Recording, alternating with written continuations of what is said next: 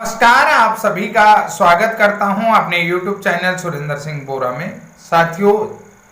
BEd bridge course प्राथमिक शिक्षक भर्ती में शामिल करने को लेकर के एक नई अपडेट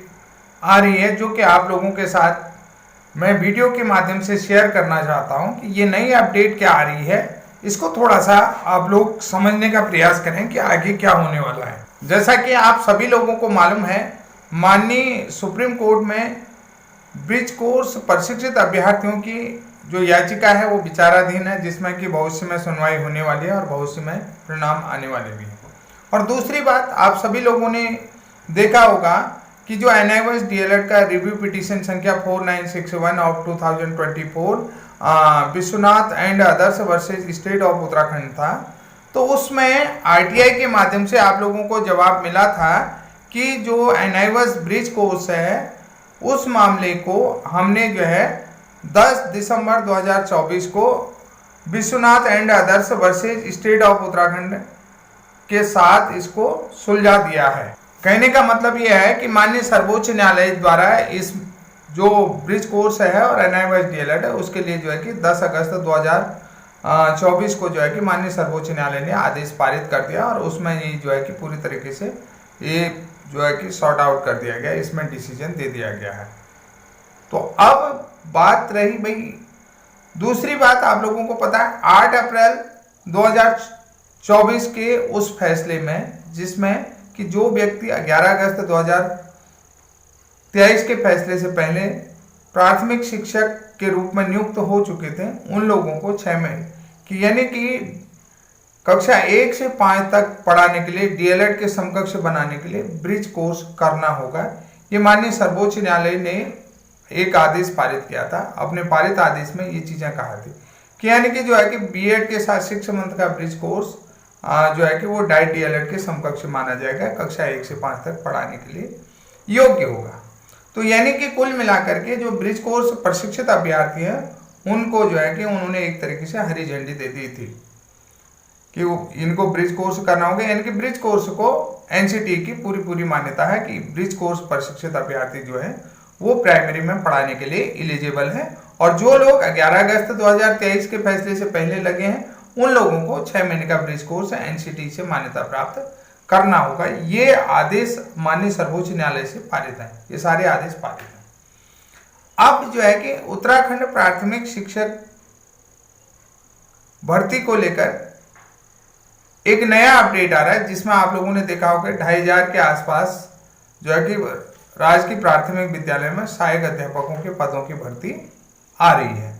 तो इसको लेकर के क्या अपडेट आ रहा है ये थोड़ा सा आप लोगों को बताता हूँ। तो ये अपडेट आप लोगों को पता है कि कभी भी विज्ञापन आ रहा होगा, जो डाइट डीएलएड प्रशिक्षित अभ्यर्थी हैं 2023 तक के, उन लोगों का भी जो है कि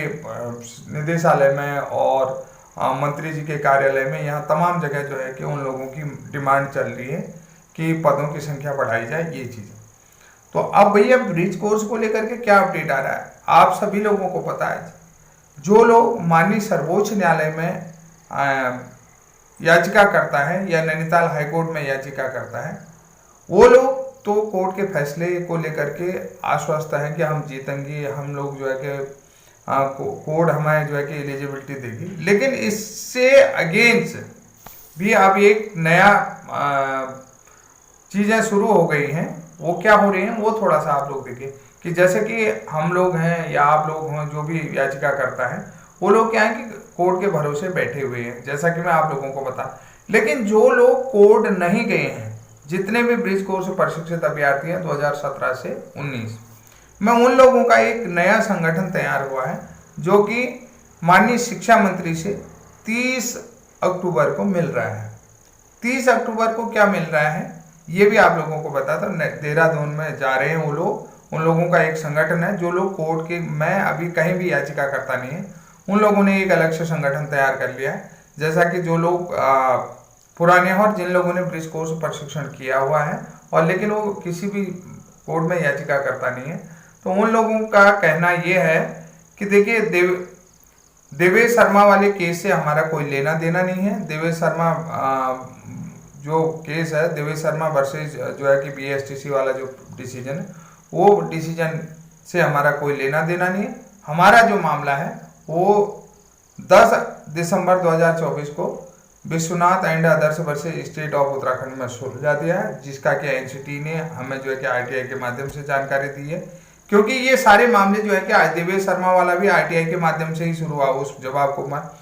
आरटीआई दे रखा। उसके बाद जो अभी हाल ही में आप लोगों ने एमएचआरडी ने भी कहा कि जो है कि एमएचआरडी के उस आरटीआई के जवाब में भी ये लिखा है कि ये जो मामला है,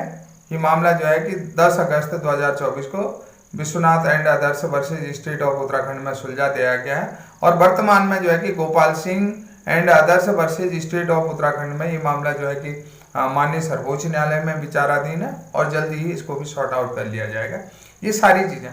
तो इसको लेकर के वो जो टीम तैयार हो रही है, जिसमें बहुत सारे संगठन, मैंने पूर्व में भी आप लोगों को बताया था,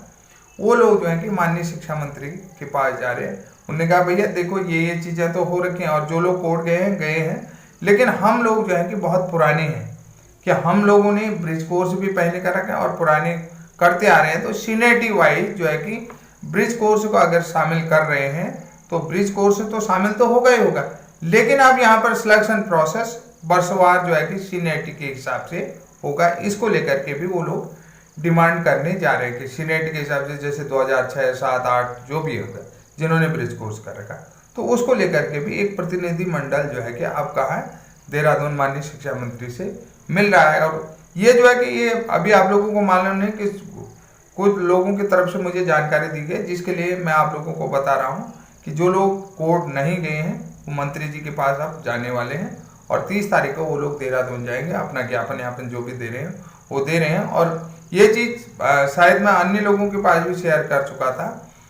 आप, क्योंकि देखिए कुछ चीज़ें एनसीटी ने डिक्लेयर कर दिया, अब कुछ चीज़ें जो है कि एमएचआरडी ने भी डिक्लेयर कर दिया है। अब इन लोगों का क्या है कि ये फिर से जो है कि सीनियरिटी वाइज वाला हिसाब फिर से आएगा। लेकिन मैं आप लोगों को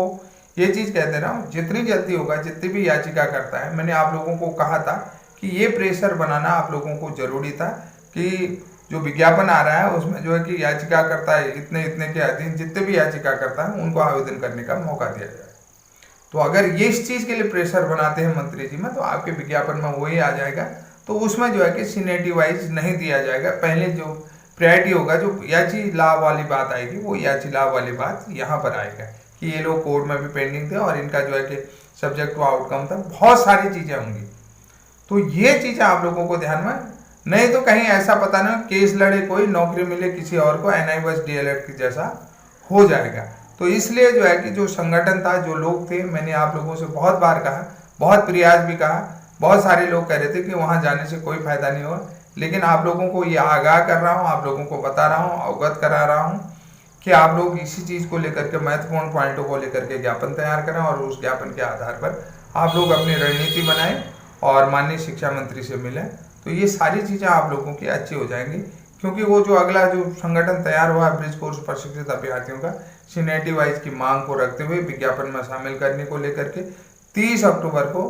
माननीय शिक्षा मंत्री धन सिंह रावत जी से मुलाकात करेगा। उसके बाद जो भी चीज़ें होंगी आने वाले विज्ञापन के प्रोसेस में, वो भी उन लोगों की बात होने वाली है। और ये चीज़ें अगर कोई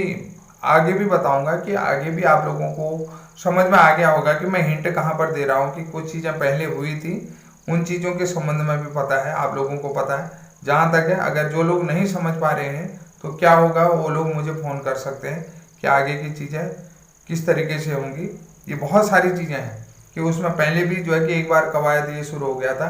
कि जिन लोगों के नाम लिस्टेड हुए थे पहले बीएड के आधार पर, कि जो कहीं पर काउंसलिंग में नहीं गए थे, काउंसलिंग में नाम आ गया था, उन लोगों ने एक अपना अलग ग्रुप बना रखा था। उसमें जो भी चीज़ें थी आप लोगों को मालूम है कि वो लोग शामिल होने के पूरी तरीके से फिट हो गए थे।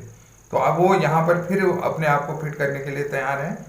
और आप लोगों को मैं कई बार कह चुका था कि याचिका संख्या इतने इतने के अधीन जितने भी